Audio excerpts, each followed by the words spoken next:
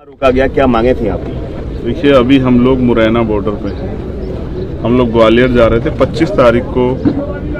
जिस घटना के बाद गुर्जर समाज के लोगों पे, पिछड़े समाज के लोगों पे, दलित समाज के लोगों पे, यादव समाज के लोग, जिस तरह का अन्याय यहाँ की सरकार के नेताओं के इशारे पे हुआ, अपने राजनीतिक विरोधियों को जिस तरह से जेल भिजवाने का काम, डराने का, एक समाज का मनोबल तोड़ने का काम जो सरकार ने किया, हमें समझना पड़ेगा कि पुलिस जनता की रक्षा के लिए होती है, जनता के उत्पीड़न के लिए नहीं होती। और अगर आज यहाँ भय का माहौल बन गया कि पुलिस से लोग डर रहे, रक्षक से लोग डर रहे, तो इसका मतलब कहीं ना कहीं कोई बहुत बड़ी गलती हुई है। मैं उस गलती को समझता हूँ। मैं समझता हूँ किसी दबाव में पुलिस ने ऐसा किया होगा, लेकिन अब ये अन्याय बंद होना चाहिए। आज हमारा जेल भरो आंदोलन था, उससे पहले हमने यहाँ के अधिकारियों से, जो अधिकारी यहाँ मौके पर हमें मिले, हमने बात की है कि हम उन परिवारों को जिनके निर्दोष बच्चे गिरफ्तार, उनसे मिलना चाहते हैं।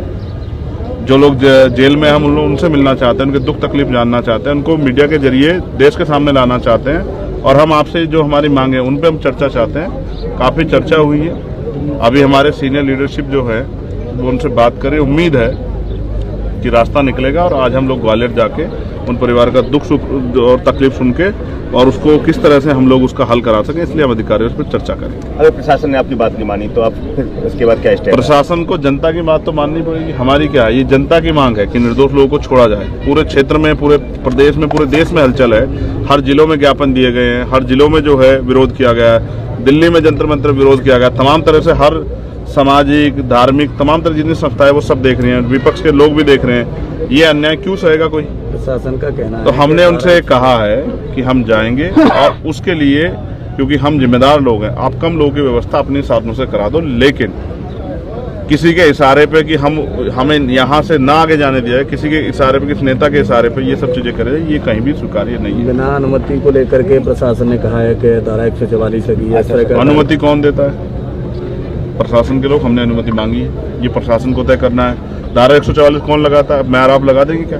ये प्रशासन लगाए। ये सारी चीजें इससे और इशारा करती है कि अंत उद्देश्य क्या है, इसका मोटिव क्या है, कि हम उन कमजोरों की आवाज ना उठा सके। जो लोग जेल में वो सड़ते रहे, तो ये तो नहीं होने दिया जा सकता है। किसी निर्दोष को जेल में रखना न्याय नहीं।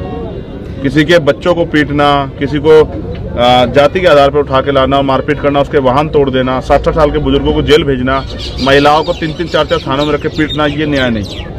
इसलिए अपने रवैये में बदलाव करना पड़ेगा। और अगर नहीं करेंगे तो फिर मैं कह रहा हूँ, जनता बड़ी, ये बात सब लोग जाने। आपके अनुसार सरकार के सामने पे पुलिस और प्रशासन है वो गलत काम कर रहा है, कहीं ना कहीं जनता को पीड़ित कर रहा है। आप मुझे बताओ, प्रशासन और पुलिस होता किसका है? सरकार का। जैसे आप अपने चैनल्स के जो मालिक हैं उनके हिसाब से जहाँ भेजेंगे वहीं तो जाओगे ना। अपनी मर्जी थोड़ा घर की किसी का गाय का दूध निकलते दिखाओगे। तो इसलिए मैं आपसे कह रहा हूँ कि पुलिस और प्रशासन सरकार का होता है। सरकार ने जो कहा उन्होंने किया, अब वो करे। आचार संहिता लग गई है जो जनता चाहती है।